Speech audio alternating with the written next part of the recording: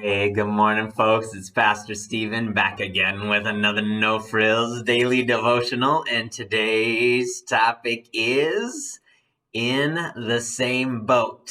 All right. Now, you might be sitting here going, hold on, Stephen, are you going to be talking about suffering again today?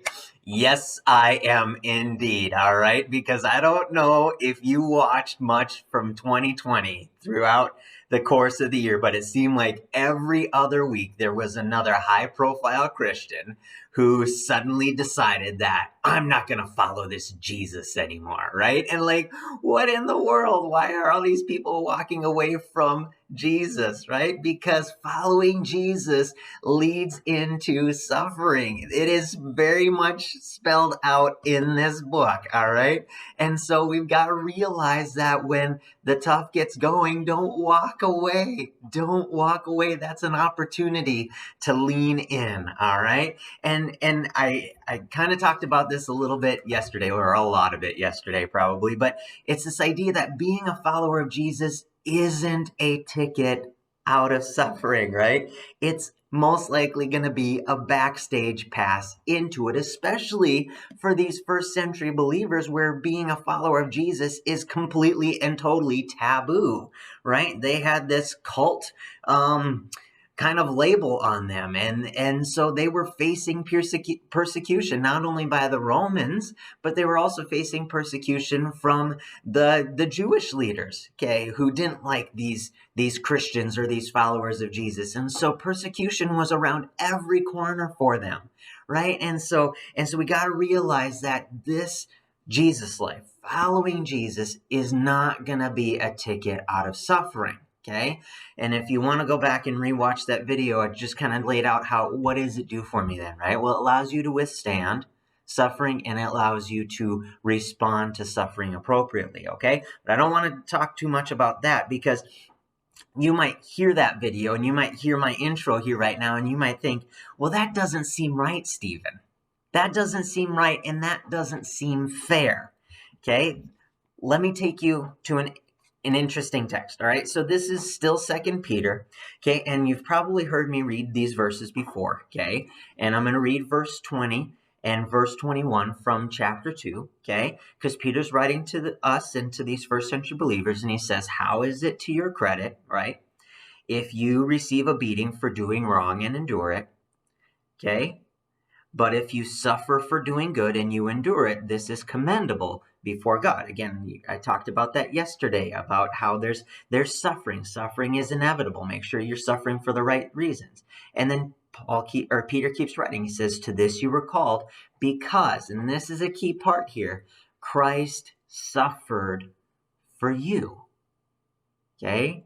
Leaving you an example that you should follow in his steps. And the tag in that verse that I really want to emphasize today is Christ suffered for you. And so when you're a follower of Jesus and you start to experience struggles and you start to experience suffering, it might be your initial reaction to be like, this isn't right. I'm a follower of God. I believe in you, God. How is it that I'm facing a struggle? How is it that I'm suffering, right? That doesn't seem right, or this doesn't seem fair. But then remember, Christ suffered for you, right? How fair is it that the God of the universe, the creator of heaven and earth, wrapped himself in human flesh, allowed himself to come to our earth, and not only come to the earth, but allowed himself to be beaten and killed at the hands of those he created, right? That's not right. And that's not fair. But Christ suffered for you. And because he suffered for you, we got to understand that carries implications for you and I of what our life might have to look like as being a follower of him, right? And so I want to take you to a really cool passage and something that you might be familiar with. I'm going to take you back to Luke chapter 8. And I'm going to read to you verses 22 through 25. All right. And Luke is writing about the life of Jesus. Okay. And he says this: one day Jesus said to his disciples, let's go over to the other side of the lake. So they all got into a boat and set out. And as they sailed, Jesus fell asleep. Well, suddenly, a huge storm came down on the lake so that the boat was being swamped, right? It's being filled with water, and they were in great danger of dying, great danger of drowning. And so the disciples went out and woke Jesus saying, Master, Master, we're going to drown. Jesus got up. He rebuked the wind and the raging waters. The storm subsided and all was calm. And then he looks at his disciples and he rebukes them and says, Hey, where's your guys' faith? In fear and amazement, they asked one another, Who is this that he commands even the winds and the water? And they obey him. All right, now what am I trying to convey through this passage from Luke chapter 8? It's this idea that Jesus is in the same boat. Okay? When we want to complain and argue about suffering and the struggles that we face and how it's not right and how it's not fair, remember, Jesus is in the same boat.